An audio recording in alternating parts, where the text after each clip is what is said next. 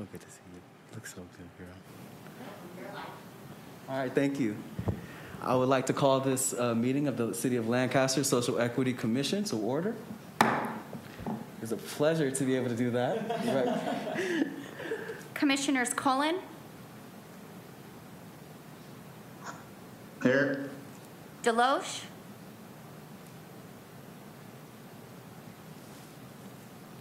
Commissioner Deloche, we do see you, but we cannot hear you.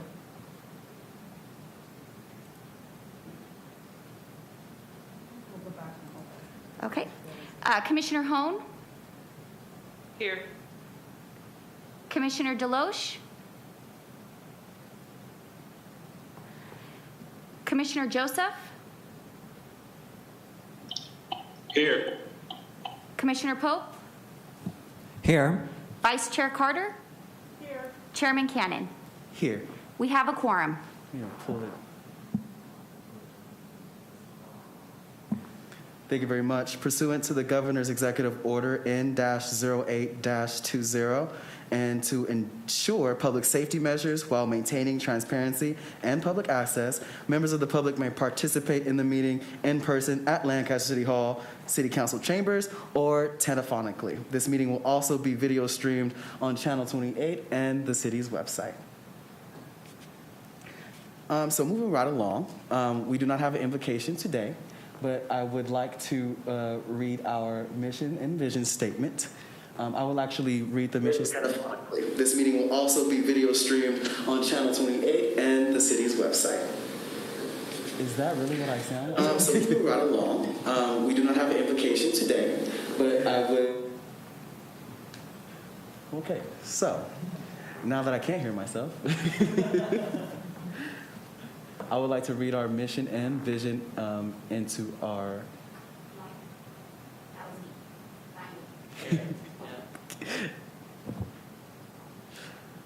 So I just need to see the slide with the mission and vision on it so I can read it. Oh, I'm so sorry. No, you're okay. Next slide, please. So I can do our vision statement first. So our vision is to ensure that all citizens of Lancaster have equitable access to opportunities and resources necessary to thrive and succeed within an environment where everyone feels safe, heard, respected, and valued. Next slide, please. And our mission is to cultivate and sustain equity, diversity, and inclusion within our community through accountability, transparency, civilian oversight. We are committed to understanding and overcoming the most significant and addressable social equity challenges facing our community and to stop further inequities from rising.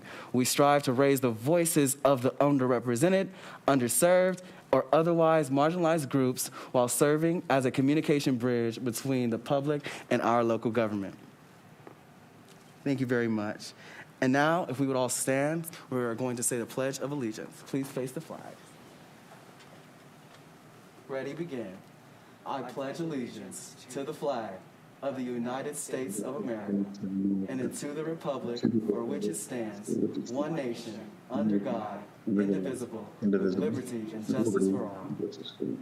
Thank you.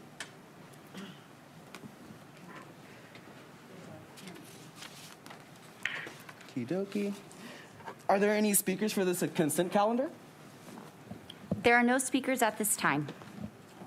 Okay, is there a motion and an approval for the minutes of the last meeting? I make a motion to approve the minutes from the last meeting. Is there a second? I second. All right, it's moved and seconded. Let me please call the roll. Commissioners Cullen, Aye. Deloche, Aye. Hone, Aye. Joseph, Aye. Pope, Aye. Vice Chair Carter, Aye. Chairman Cannon. Aye. It passes unanimously. Thank you.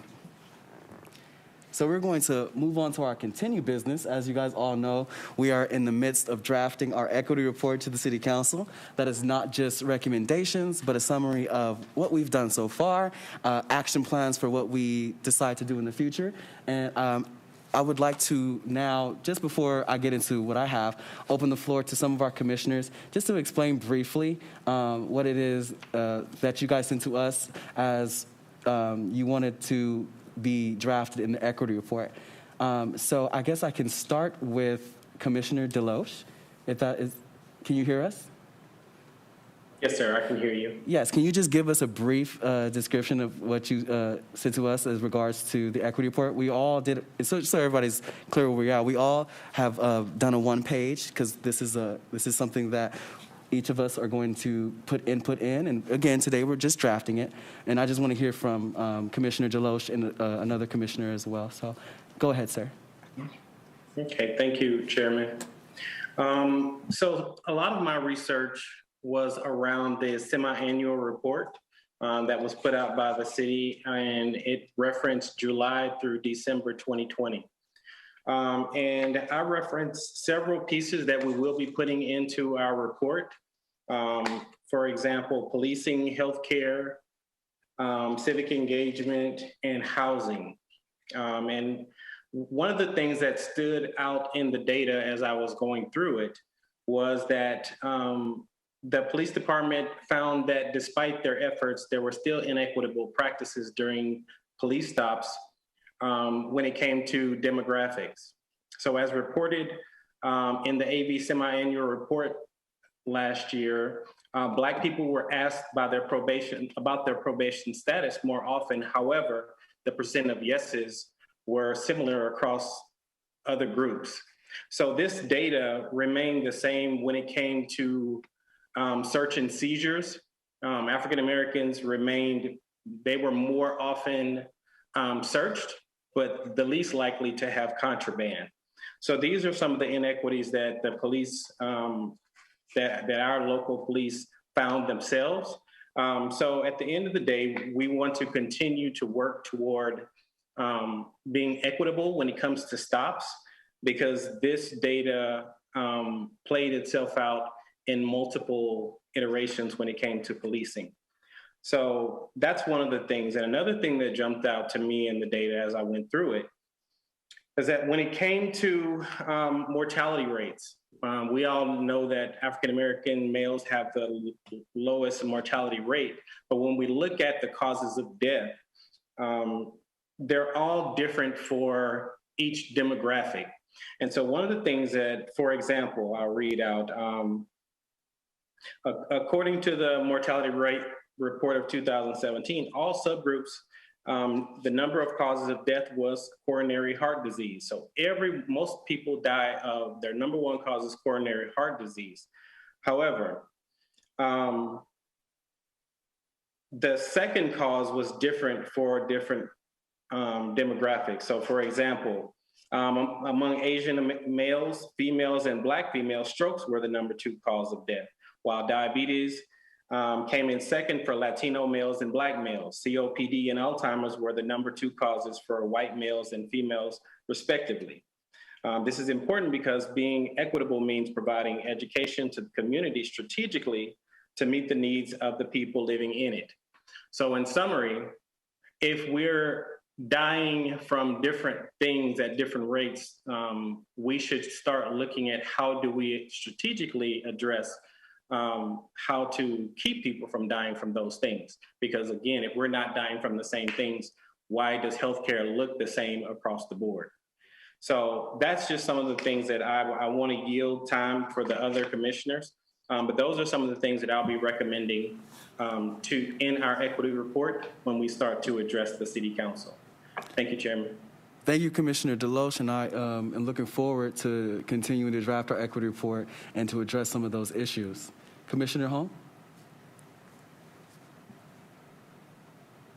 Sorry, technical difficulties. I didn't particularly focus on just one aspect. I think, I sent in ideas for every topic, and I think that my research was just so much, it was things that I see working in the community every day, things that I see, just a general need for. So I put some stuff, first thing on my list for public safety was body counts for police, which I'm happy to say that they have done that. The Lancaster Sheriff Station has body cams now, which is cool. I, was thinking about harm reduction and drop-in centers for drug users, so like needle exchanges, just education on if people want to quit, that's cool. If they don't want to quit, how they can be safe when they're going about what they're doing, right?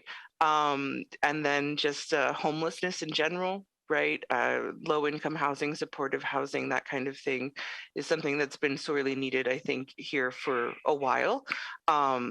We do have, Kensington is around, but I don't even know if they have availability right now, or if there's a waiting list, but just something so people can get off the street and start, healing from whatever is going on in their lives. So those are my things for public safety. For economic prosperity, I was just thinking things like a seminar or a class on how to even get a business license. Where do you go? What paperwork do you fill out? How does that work? And I know that we did something over the pandemic with local restaurants and stuff, and incentivizing people to go to local restaurants. I thought that was really cool, right? Because how many times do you talk to somebody and they say, well, I need this, but I could get it on Amazon, or I can get it from some big store instead of a local store. So how do we get people to go to a local store to get the things that they need to support their community, right? Incentivizing people to come to bring their businesses to Lancaster, right? I think maybe they can get, a reduction in their lease rent or whatever, something, a couple months. We can say, hey, if you come to Lancaster, we can do this and this, and you should open your business here. Something like that, prioritizing business loans and financial opportunities for minority-owned businesses. I think that would go a long way, right? We can say, again, come to Lancaster because we can offer you this, right? I don't know what this is. I'm not a business-minded person, but I'm sure there's something we can come up with. And then as far as community engagement went, I was thinking, we do a lot of things. The city does a lot of things on the boulevard, which I think is great. But I also think that not a lot of people live near the boulevard or want to come to the boulevard. So there are plenty of good parks and stuff on the east side. I was thinking like the soccer center, you could do so many things over there. That place is huge, right? And it's got grass, and you could easily set up a mobile movie screen or anything, for people to come, and that would give people on the east side of town something to look forward to and to enjoy in their community. And after that, I was just thinking, smaller scale things like community gardens, community pride in your own community, like getting to know your neighbors. And maybe we could say, we could have get to know your neighbor Tuesday or something. I've lived in my house for 3 years, and I know 2 neighbors, and it's hard to foster community when you don't know who's living next to you, or you don't know what they're about, and to offer and say, hey, I live across the street from you. My name is Teresina, and I'd just like to get to know you, or, to have that neighbor to look at your house, maybe if you're on vacation, or just to, keep an eye out. The more eyes out, the better, right? I don't want to call it like neighborhood watch, because that comes with a connotation, right? But I want to call it just fostering your community.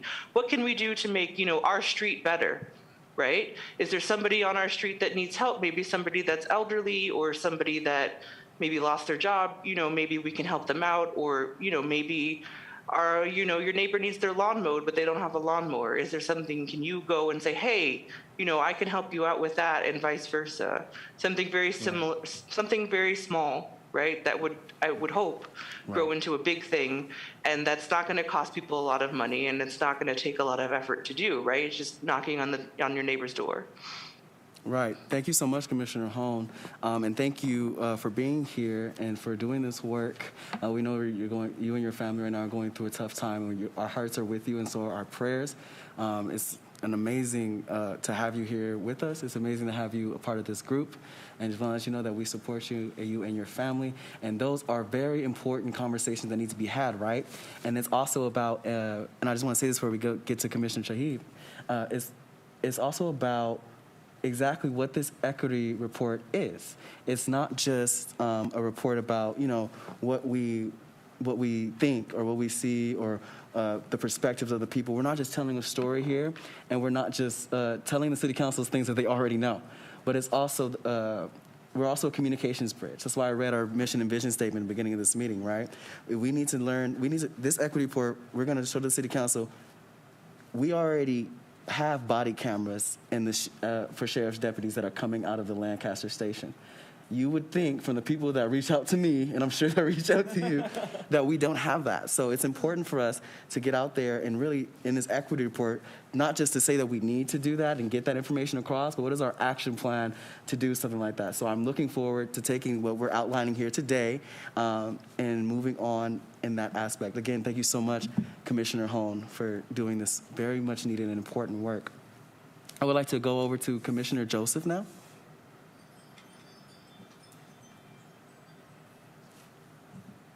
Do we have Commissioner Joseph on the line still? How you doing? I'm good, here. good. Yeah, I'm sorry I couldn't be there, man. I had to run home. My father, the COVID hit our household as well, but thank God we're all tested negative. But my father, he's still getting back. So, but as far as the report, what I sent in is, in regards to public safety, was the sheriff's station. Being that parking lot is a lot of kid exchanges going on there. I went through a personal experience there that, showed that the cameras in the parking lot weren't up to par. And with our kids being there, that definitely needs to be a secure parking lot. I also witnessed, like I said, a woman going through a domestic violence situation, and the perpetrator, she had a restraining order, followed her right to the police station in the parking lot. Cameras in the parking lot's not going to show any of that. But, inside of the police station, they did change those. So in regards to public safety, that was my emphasis on that. In regards to equity in the community, I mean, we have a lot of families, people wanting to be homeowners who just can't afford it. You know what I mean? As far as the down payment, as far as their credit scores, because they're living check to check and credit cards are just getting minimum payments. If we can, try to help a lot of these people become homeowners, not only does it increase the city's revenue and taxes, but it opens up some of these apartment units for maybe some low-income vouchers or maybe some that just, hey, let's get an apartment together. I got half the rent, you got half the rent, But those opportunities, in equity as far as housing would definitely help, every part of the city, from homelessness just to regular folks just trying to do better in their lives, So that, and in regards, the last part was, I'm sorry, Mr. Cannon, can you refresh my memory? My last public safety, equity, and it was civic engagement, Chairman Cannon. Civic engagement. Yes, civic engagement. Okay. In regards with that, just the same thing, kind of what Lancaster already does, but as one of our commissioners stated, different sides of the city. We want to bring everybody together, And the emphasis on that was voting. Just like the Welcome Back Lancaster Boulevard, if we can have an event like that geared towards voting, just to get people involved. Doesn't matter who you're voting for or what political party you're with. It's about we're all coming together to make these decisions for the city. And that's what I would love, especially our next election for mayor in Lancaster, something like that. A little bit more advertising so people know, hey, the election's coming up very soon. We have a lot of billboards in the city, even city-owned electronic billboards that we can advertise at. So thank you. Thank you so much, Commissioner Joseph. I couldn't agree more. The biggest civic engagement in civic life, really, we know, and we've learned this a few years ago, right, in high school. We know that a civil society in a democracy is only as good as if people are willing to participate in it. And there are some people, especially, actually, I won't even say especially, there are some people across the demographic spectrum that do not participate in that. And for me, it shows. It shows in just how the country is right now. I don't believe that it's anybody's fault. I think that I do think there are some things that we can do to get more people involved in the process. And just by sitting here right now with this gavel in my hand, showing people how they fit in that process, right? What you can be and what you can bring to the table is immense in the society. So yes, I do believe that we should be helping to get people registered to vote and to understand when elections are coming all around. I think we could do that any city event that ever happens. I mean, when you walk into City Hall, you'll see voter registration forms, and you can go in there. That's definitely something I think is very important. I'm going to get to my points, and I do want to move on for the sake of time. And this will be really pretty quick, but it really just is really not an echoing, but it does go into a lot of what our other commissioners had said. And remember, we already talked about how this equity report does have 3 components: a public safety component, a civic engagement component, engagement or participation, and also a economic prosperity component. But when we talk about these 3 different types of components, they will all overlap. When we talk about, housing, that is also a public safety issue, as well as something that is something we would need to talk about in economic prosperity, albeit in different ways. But again, so you might hear some things that are repetitive a little bit, but again, they should be important. Under public safety, the safety and overall quality of life for our citizens is one of the top priorities for this commission. It goes directly into our mission, vision, and goals. I had recently just had the privilege of sitting in on the training for our upcoming hybrid law enforcement model, which is a co-produced policing model. I'm going to be using that term a lot. I love that term, co-produced. That means that it's going to be something that the end goal of it will be something that is produced in a partnership with the community and the city and the public safety department. So I cannot wait until we start rolling that out. In our equity reports, in our final draft, there will be recommendations on how we should roll that out. In the coming weeks, we will be speaking with our public safety director to collaborate on that. But I do support the hybrid law enforcement model as I see it now. And the only component that's missing from that is community input, which is really going to make it what it really is going to be. I'm very excited to work with that. But I do believe that our recommendations on that should be how can we bring as much community input to that process as possible through collaborations with local organizations like the NAACP or SALVA or different types of organizations and stakeholders that can help us reach people that we otherwise will not reach. I do believe that the 7 of us have a pretty long reach, but I believe that we need to get other organizations involved, which I believe that is the direction that we will be going in.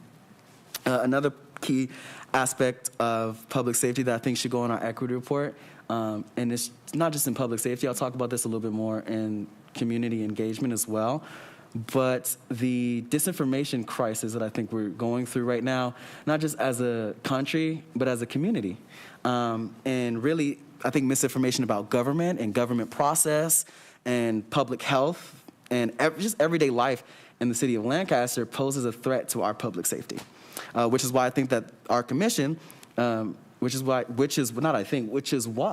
our commission has made it a key part of everything that we do, education. That is something that we are going to put in our equity report to tell the city council. But I do believe that combating disinformation on specific types of issues in our city, whether it be from who the mayor really is or all the way to if vaccines work or not. I think that is something that our commission can help with, and I do believe that is something that we should be focusing as a city on, is disinformation and how it spreads. And the body-worn camera updates, right? I think we need to hammer that point home, that the deputies do have cameras. If you see a deputy coming out of the Lancaster Sheriff's Station to go risk their lives to protect people in our city, when you see them going to do what they do best, which is the AV's finest, they're wearing body cameras because our station takes seriously that transparency and that engagement with our community, knowing that they are taking that issue into account. So I really do, and I learned that every sheriff's deputy had body cameras before our last station captain, Todd Weber, retired. And so I really am adamant about getting that word out, not just, and some people would say, so it could be a win, right? But not just for a win, it's a win for the community to know that was a big issue. It's a win for the community to know that that's happened, especially that's happened since the George Floyd, even though it was in the works before that movement, but it's happened since then. And people need to know that they got out in the streets and they asked for something, and it's here, because that's just the kind of community that we live in. And for people to know that is something that is a public safety issue as well, because if you don't have faith in your community and in the people that help protect and lead your community, then you start to see things get a little bit crazy.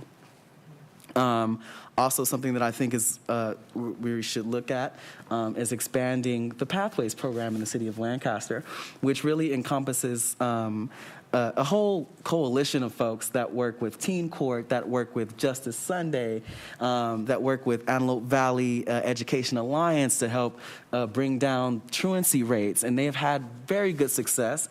I would like to bring more of that to all high schools in the city of Lancaster. We have our commissioner, Nigel Hawley, is at AV High School helping to do that. And I have actually seen that work in real time on a personal level in my family. How I even met Nigel Hawley was because my young sister, not my youngest sister, I'm one of 7, but my young sister went through that program when she was a freshman at Antelope Valley High School.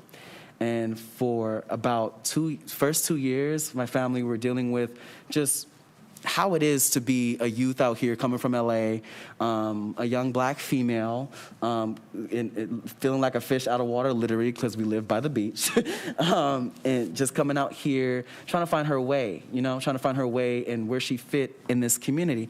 And the Pathways program, and Nigel Hawley was able to help her do that, was able to help her turn around her truancy and turn around all of that mentality that she had, changed her mentality, and we really, I'm dealing with I'm trying to be, because this is my sister, but I'm dealing with an exceptional young lady, right? A young lady who feels like, she doesn't have all the answers, but she's 18 now, she's graduated AV High School, and because of Nigel Hawley, she could have been somewhere else. She would not be in nursing school right now. She would be somewhere else. And I think that change and that turnaround that I saw personally in my household with my young sister, I want to bring that opportunity. I want to bring more Nigels, so to speak, to these high schools so that these young people can have mentors and people to look up to them. And I think it's important for them, for city officials to have presence in those schools so that they can see, especially with similar backgrounds, because Nigel's story is similar to mine, they could see, you can make it as well. And that's what the Pathways program is all about, is changing mentalities and showing young people that, hey, this is where you are right now. We can help you get somewhere else. And then after we, help you change where you are right, we just reevaluating. I'm just going to say it. My sister did not pass the curriculum. My sister did not pass the Pathways curriculum. She did not pass the program the whole 4 years. And I just learned this today, that she did not pass the program throughout the whole 4 years she was in high school. And that is not to say that it is a failure of the curriculum. It's a great curriculum. My sister is just my sister. But the reason why she was able to still reap the benefits of having that pathway, being connected to Justice Sunday, being connected to Teen Court, being connected to these different administrative justice, things that are coming out of the city of Lancaster in partnership with the school district. The way that the Pathways program is structured is that even if they don't meet the criteria to graduate out of the program, the Pathways does not leave them alone. They keep them. They keep staying in there. They keep them in that intervention program. They keep checking up on them. They keep them. They don't just be like, all right, you don't meet the criteria. We're just gonna. There's nobody left behind. Really, seriously. So I really do believe that we should expand that program, and I will be talking more about it in future. And by our September meeting, you will have something more in depth with me, and hopefully we can do that in collaboration with our public safety department and with Commissioner Hawley, all of which have already been informed. And when that also comes into civic engagement as well, because like I said, having city officials being able to engage with young people on that level is, and again, I've seen it. It helps a lot. It really, really does.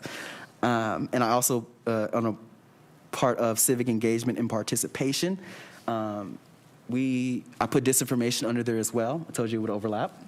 I think that we need to engage the community in making sure that they have the best information, not just information from social media, so that they can make their best informed decisions, especially when it comes to the COVID-19 vaccine. I do not believe it is our job as a commission to force people or try to push people to take the vaccine. What I do believe is our responsibility as commissioners is to do all that we can to make sure that our citizens have all the information that they need, the right information, the correct information, so that they can make their best informed decision on their health care. And that is why, after this commission meeting, there will be a Facebook town hall kind of format with our deputy mayors on our COVID-19 strike team of doctors and nurses to help answer the community's questions and really so that we can meet people where they are. That's where disinformation is at, right? It's online, it's on Facebook. We got to wade through all of that. We have a responsibility to do that. And I think that we have a unique perspective here as a commission to go right at it in the social media areas to say, hey, that's not right. I do it on Twitter all the time. Like, hey, this isn't, that's actually not happening. That's actually not what's getting put inside of you when you take the vaccine shot. So I'm looking forward to being a part of that town hall later on today. I'm looking forward to doing other things. We had at the Welcome Back Lancaster event, we had a vaccination booth that was really successful. I was there. I was seeing people lining up. I was seeing people coming in for appointments, and I was also seeing people just be like, hey, like, you know what, I want to get my shot. So that's important, meeting people where they are. But I think the key to hitting that magic number, and this is something that's going to go in the equity report, I think the key to hitting that magic number is to make sure that we're bringing people to the science and keeping politics out of it, at least as a way of how we as a commission behave when we are engaging people when it comes to the COVID-19 vaccine. And I have learned this by trial and error. I do not have the credentials to convince somebody to take the vaccine. I do not have the background or the medical, gravitas, so to speak, to go toe-to-toe with somebody in the community about that debate. And I learned that if I try, that it only has the opposite effect. And I believe that is the same for most city officials that don't have that background or most politicians. And I think it's counterproductive to what we're trying to do. So I think that just bringing them the information themselves, because like I said, I told Gio and at the last city council meeting, our COVID-19 strike team are what convinced me to get vaccinated. So it wasn't the mayor, it wasn't my mother who's a nurse, it wasn't, I had all the same worries and fears. The things I'm hearing from the people out in the community, I'm not talking about anti-vaxxers, because anti-vaxxers did take vaccines before COVID and they probably won't now. But I'm talking about people who otherwise would take their flu shot every year who are not taking this shot.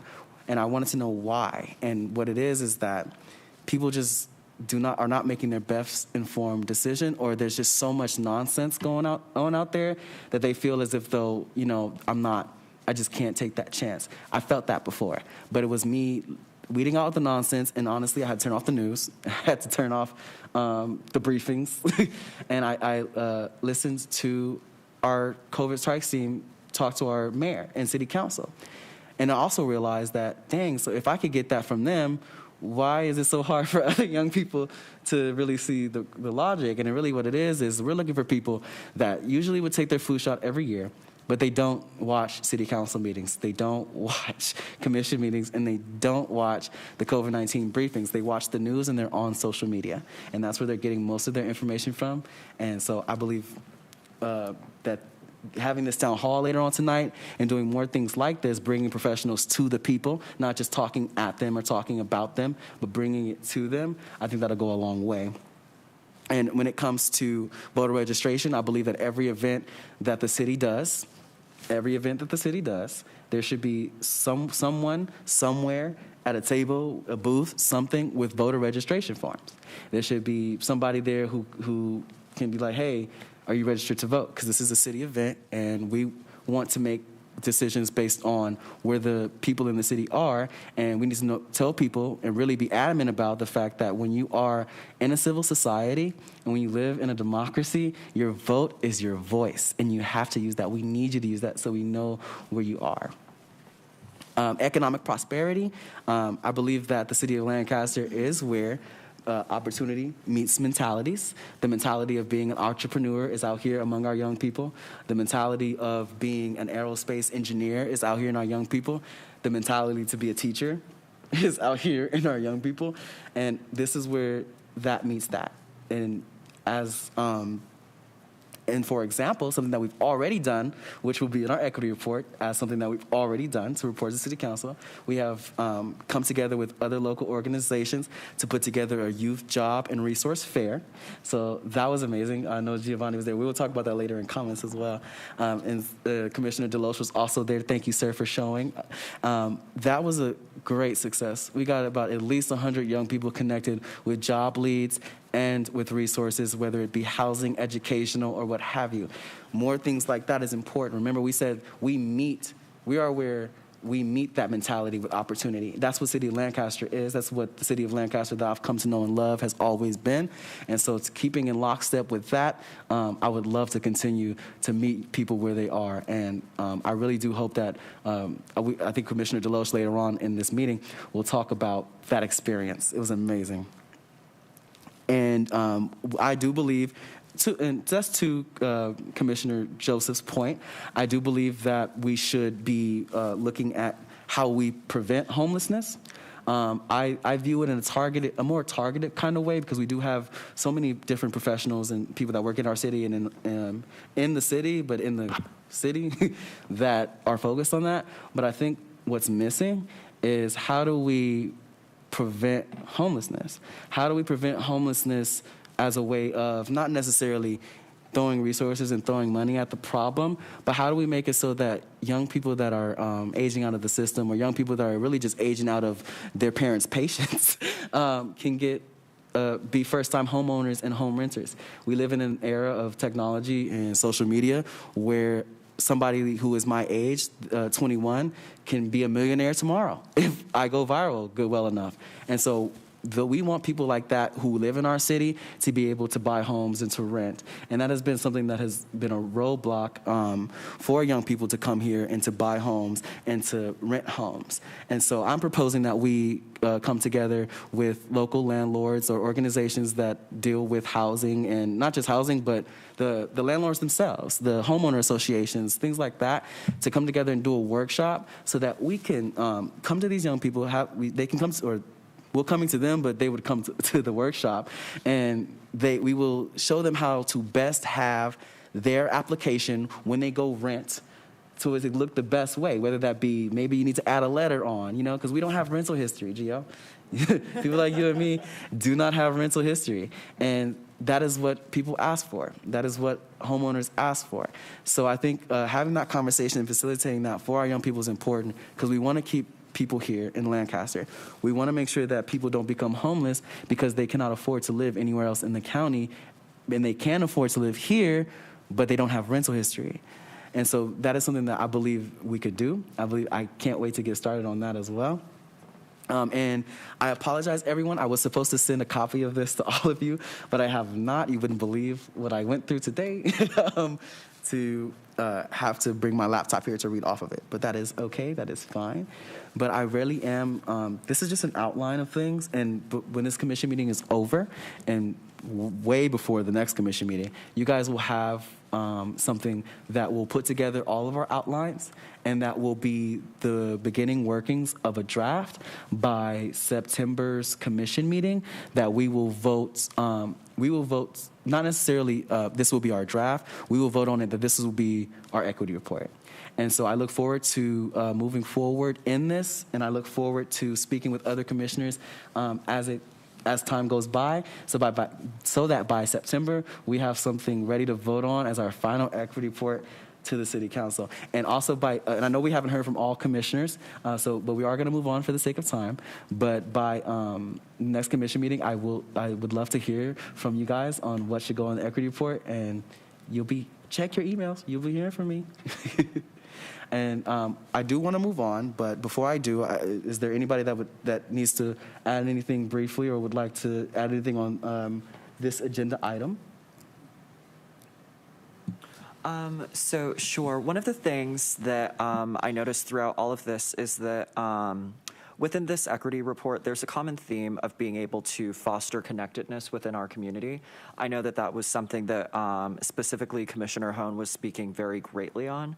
And I know that for you, Chairman Cannon, as well, the rental history is definitely something that a lot of young people come across when people are trying to rent spaces out here. That's something that's very important, specifically because as a young person, as a person that's 18, I hear a lot of people like saying, I need to leave like the Antelope Valley or something of that nature just because they cannot afford to live out here.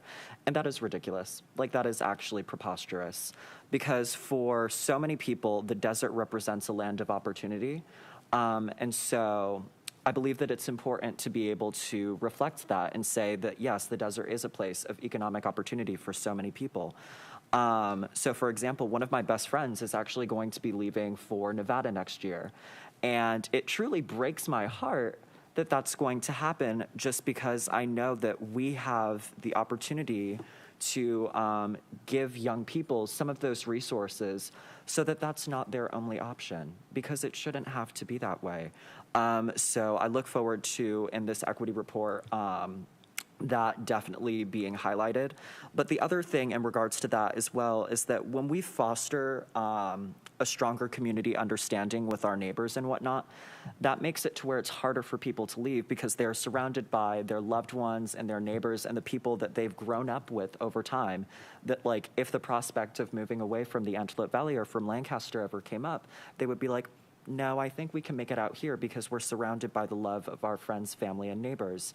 And so to Teresina's point, Commissioner Hohn's point, that is definitely something that weighs heavily on my heart because I want for people to be able to have resources within their community, know who their neighbors are, so that it makes it all the more difficult to leave should that choice ever arise.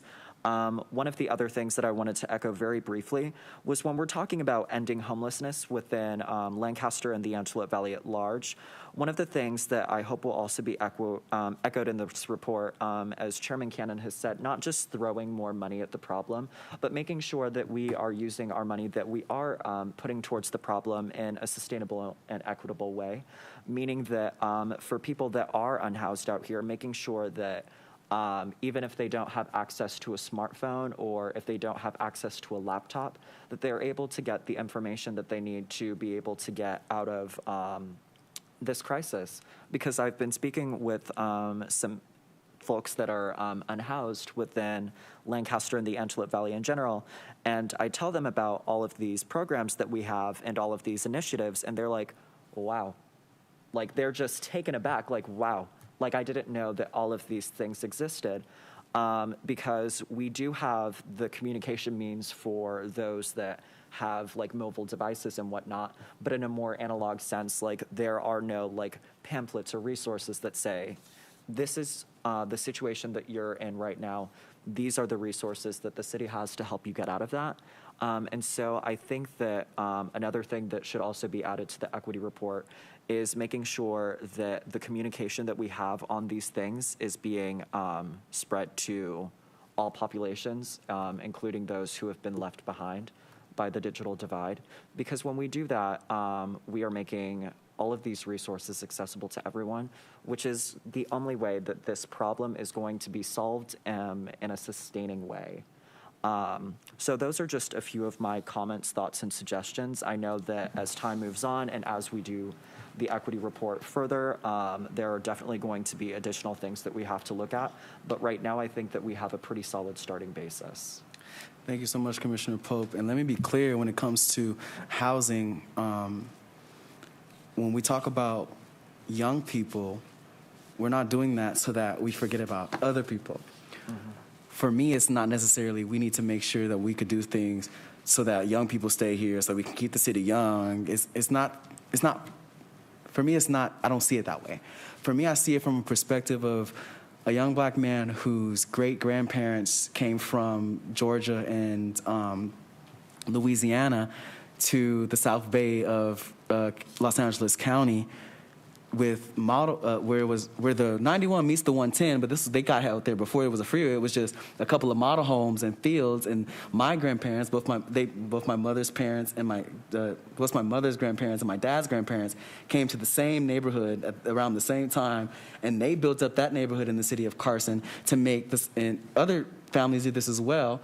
a lot of families of color did this to make the South Bay of Los Angeles the way it is now, and it was the same thing that happened in the mid-LA and in other parts of LA County, where people like me and Gio and our age can no longer afford to live. My mother had me when she was in her 20s, around the same time that I had my son, when she was in her 20s. And she had my older sister younger than that. But by the time I was born, and by the time my younger sister was born, they had already had, before they were 25, they already had several homes. They already had places to live right where their parents grew up.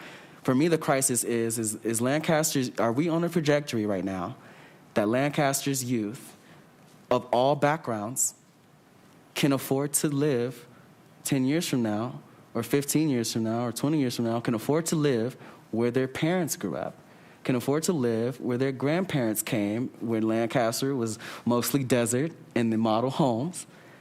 Can they afford to do that? And I believe that we have a city council that is different than the rest of those cities, where they get that perspective and they get that. And I believe that we're in a position right now, let's just be clear, this is a gentrification problem.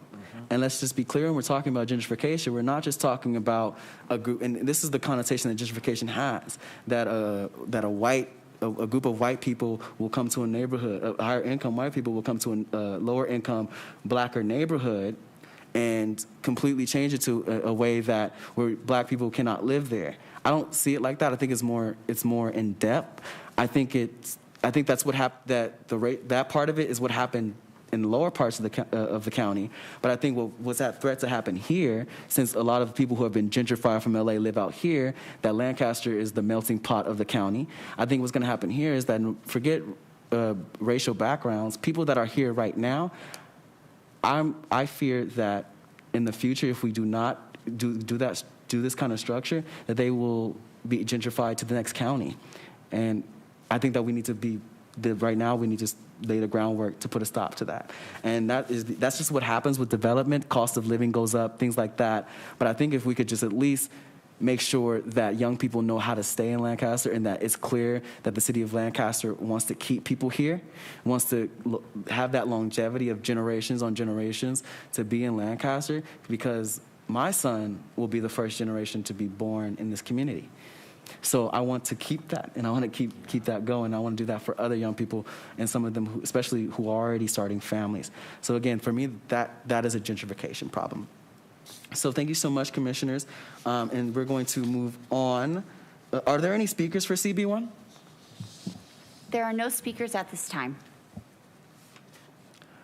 Okie dokie, we are going to move on. Oh, wait, there's no action, so we're going to move on to public business from the floor.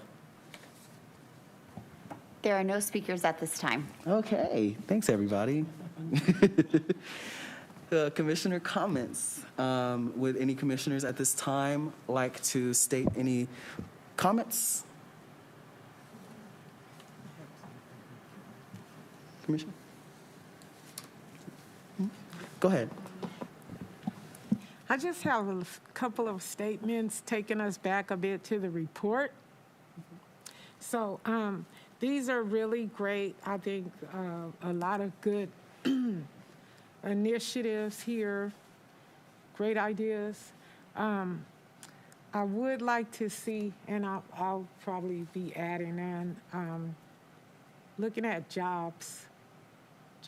Actually, I think under the economic prosperity, jobs are key. Looking at EEO in jobs, pay equity, and within the Antelope Valley. What are we doing here as far as having jobs, having equity in those jobs? A lot of times when I do visit businesses in the Antelope Valley, I see some gaps. So we do need to really, really include jobs in this. I think that having the business licensure and understanding business and ownership is great, but jobs are key. They tie in also with the civic engagement. I looked at a lot of the great ideas about how we can keep people, retain our citizenships here, and even grow the citizenship here and create economic value and the want and then the need to live in this area and even to stay in this area is going to be something like jobs. What is the draw? Why would someone want to live someplace if they can't get a job there? And also, how do you engage with your neighbors and get to know your neighbors if most people are commuting? I've done a little bit of research here, my own self, and most of these people that are even spoken of in the report, who, when you look at, there was a part in the report talking about the income level here. A lot of the income levels are, people are earning, but they're working far and away from their community that they live in. So the engagement part is gapped because people are, what do they call it, in a bedroom community. This is where you come to sleep, not to engage. You come to sleep here so you can get ready to commute way far away for your job. That helps you to be able to afford to live here. So we need to look at job development in this area, being maybe business friendly, doing outreach, bringing businesses, making this a place that businesses want to be. We have the great citizenship that was mentioned by so many people that spoke. These are people that spend money. So let's have the businesses here so you don't have to travel outside of the city of Lancaster or the Antelope Valley to, buy what you need to buy or have what you want to have or have the kind of entertainment you want. Let's have the businesses here. So I think that's really important for the report. And I'm sorry to go back. I don't want to stay too long on this because, like I said, it was so much, everybody's ideas are just outstanding. But I can really see how we have some opportunities here that we should look at and develop in this report even more. And we need to present that to the people who are the powers that be, who can, support us in what we want. But jobs are key. That's money that causes community. It causes people to want to stay where they are. It adds value to people's livelihood or life here in the area. And that's just key for me. And then there's some ideas or thoughts I had around the policing. I think that we got to do some outreach. Mm-hmm. We have to have these police engage in a way where we are showing the people that they are serving in this community, that they are part of it, not some off-standing oversight body that's here to, police you, so to speak, but be part of the community. And I believe that, again, around jobs, this is a great area to do some recruitment of some of the underrepresented people so that we do have police people that also look like the communities they serve. And those are just my key points that were like glaring. And with that, I land my plane. Thank you. Thank you, Vice Chair. Thank you for that input. And I would agree as well, especially on the aspect of policing. I'm going to touch that into my comments as well. Commissioner Pope, would you like to tell any comments and maybe even tell us about where we are? In case anybody didn't know, we have received direction from Mayor and Council from the last city, I believe it was the last city council meeting, or the city council meetings in previous city council meeting about working, and we all talked about it as well, working with our deputy mayor's COVID-19 strike team. And the result of meeting with them is going to happen today after this meeting, our Facebook town hall. But I would like to open up the floor, Commissioner Pope, to talk about that a little bit. Okay, so thank you so much, Chairman Cannon. So at the 2 prior city council meetings ago, we, Sean, myself, and the COVID strike team were given a task to make sure that our vaccine outreach was accessible to as many people as possible within the city of Lancaster. And the reason for that is because the data was looked at across who had been vaccinated and who had been, unfortunately, passing away or succumbing to the illness of COVID-19, and it was found that a large majority of the people that were affected by this were people of color, which unfortunately is no surprise to our health system. And so we were tasked with making sure that this vaccine outreach was equitable and that we were answering questions that the community had about how to make sure that we are best able to protect our own health and the health of our families, as well as the health of our neighbors. And so we came up with doing a sort of town hall event where people could meet with experts that are in the health field so that they could get answers completely devoid of all of the partisan rhetoric that you hear right now. Just making sure that people are able to get accurate information without politics and a place where they can get this information without also being judged. Because that is an essential component in making sure that we are convincing people to protect their health in their communities.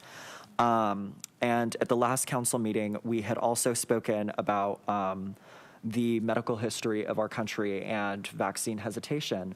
And so when we talk about all of these things, it's really important for people to remember and understand that we are in a different time now. And so being able to speak about that in a format where people are able to just tune in and listen, I think is going to be incredibly good for the health of our community.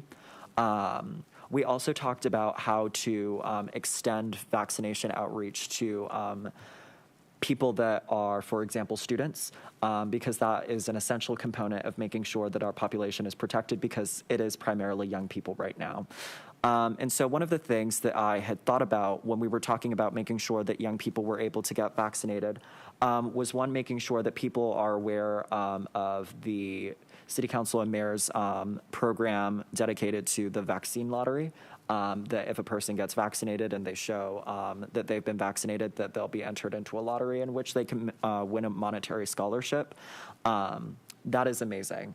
And also the August vaccination incentive for people that have been vaccinated to receive just $100 in cold hard cash. And for people that are economically strapped right now, I believe that that is a great method to making sure that people from all backgrounds are able to get the resources that they need, or at least a little bit of money so that they can plan ahead. Additionally, I was thinking about one of the ways in which we could target students and making sure that all students are protecting themselves and the rest of their campus.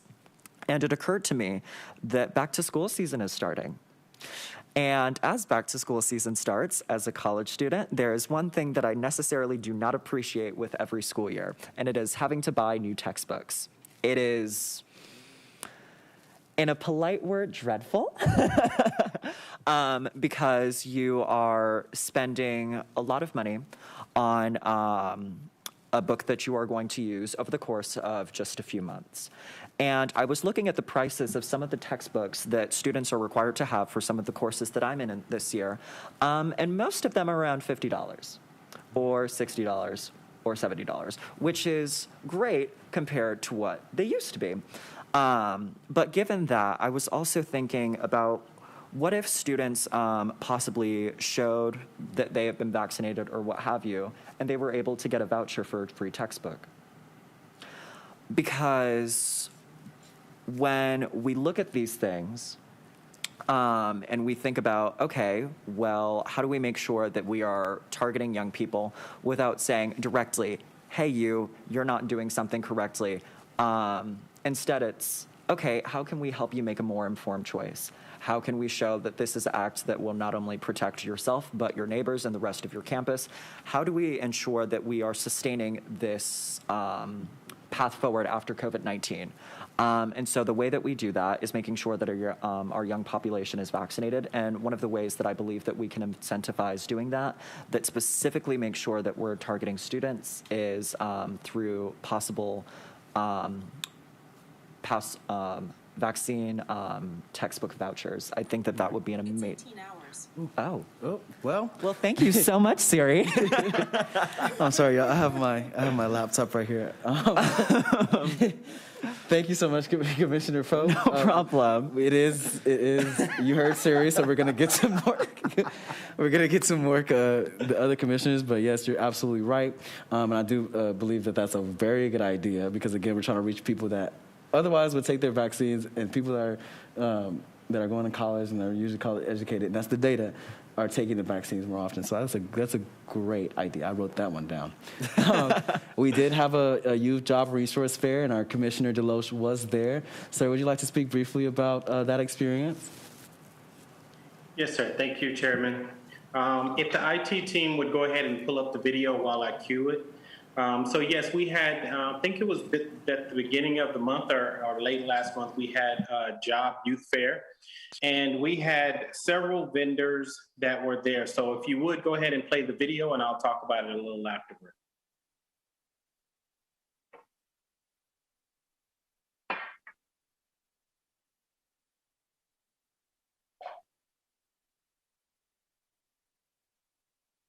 I am Sean Cannon. I am the chairman of the City of Lancaster Social Equity Commission. I'm here with our Commissioner Pope, and we are here at American Heroes Park for our youth jobs to kick off there. The reason why we are here at American Heroes is because we know that it's important to meet people where they are. And that's why we're here right in the middle of Lancaster, right off the boulevard, right down the Super Jane Reynolds Park, to meet that mentality of our young people with opportunities. So thank you to everybody that participated, and thanks for coming out. So that was already unbearable.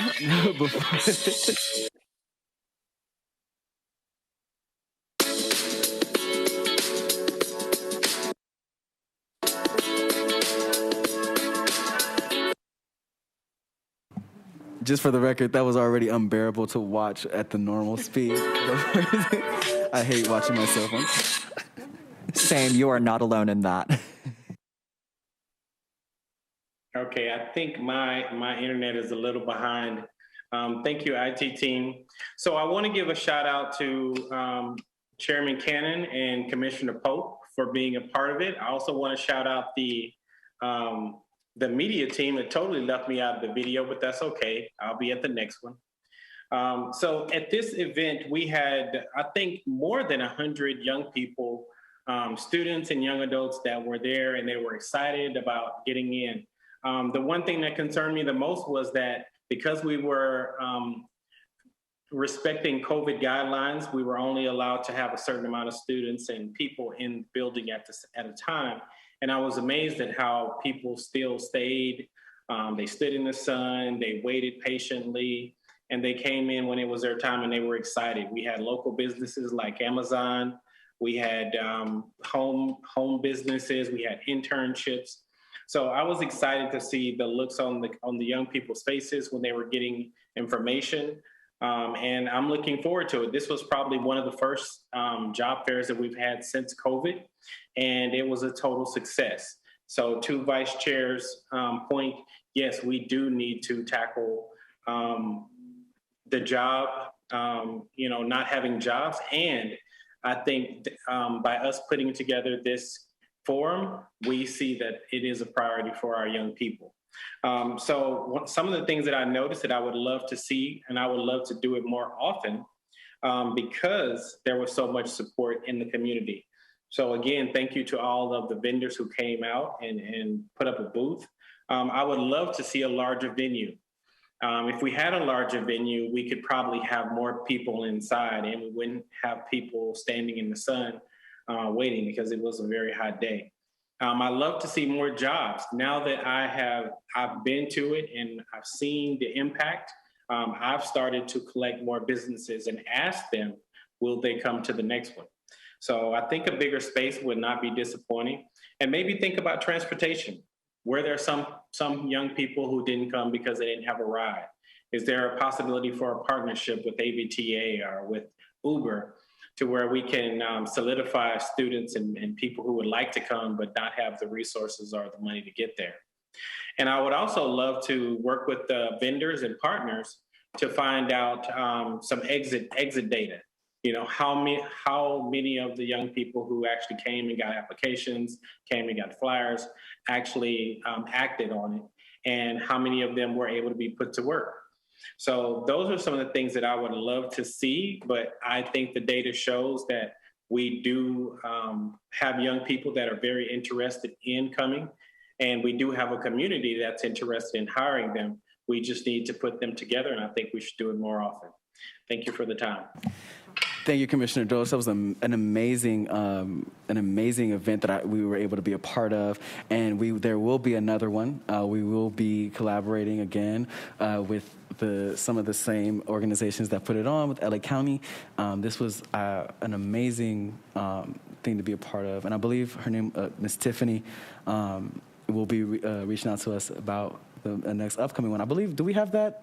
The video.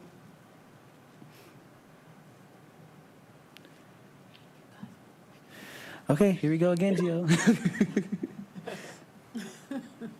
I am Sean Slankanen. I am the chairman of the City of Lancaster Social Equity Commission. I'm here with our Commissioner Pope, and we are here at American Heroes Park for our Youth Jobs and Kickoff Fair. The reason why we are here at American Heroes is because we know that it's important to meet people where they are, and that's why we're here right in the middle of Lancaster, right off the boulevard, right down the Super Jane Reynolds Park, to meet that mentality of our young people with opportunity. So thank you to everybody that participated, and thanks for coming out.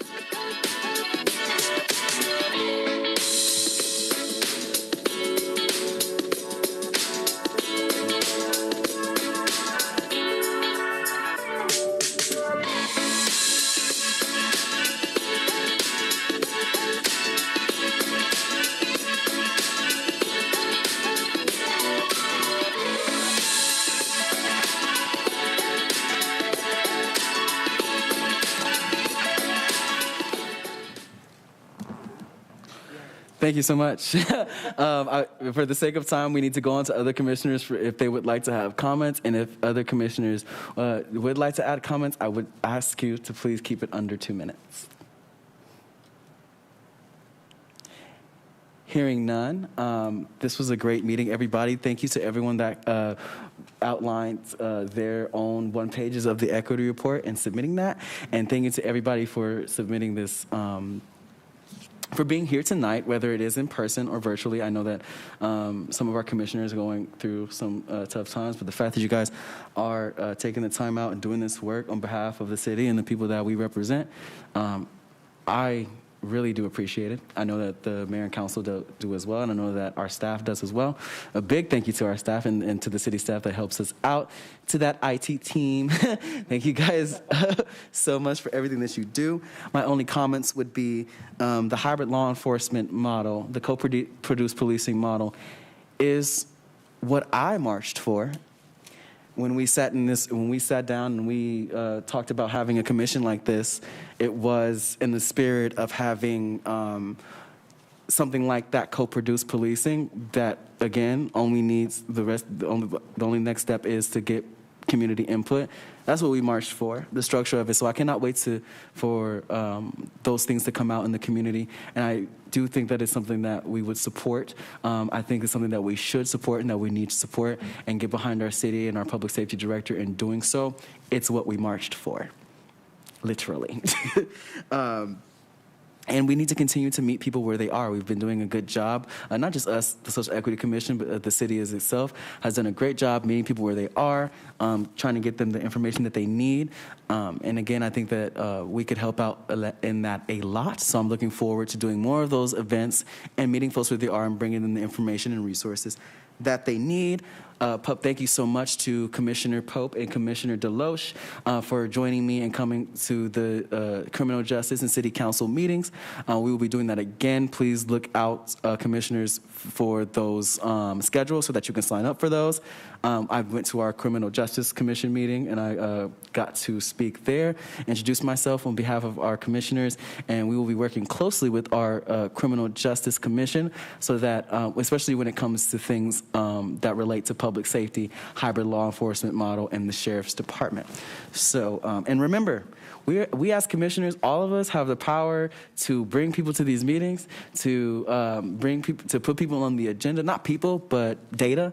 The people that have data, the people that have the things that are relevant to our scope, vision, mission, and goals. So I would continue to encourage commissioners to bring those, bring that data, bring the people that have the data, that have the answers in, so that we can talk to them as a commission and come together. Thank you guys all for doing what you've been doing and participating. And I hope to see everybody logged on tonight of our Facebook Live with our COVID-19 strike team, who has been doing a great job. So with that, the next regular meeting of the City of Lancaster Social Equity Commission will be Wednesday, September 15th at 5 p.m.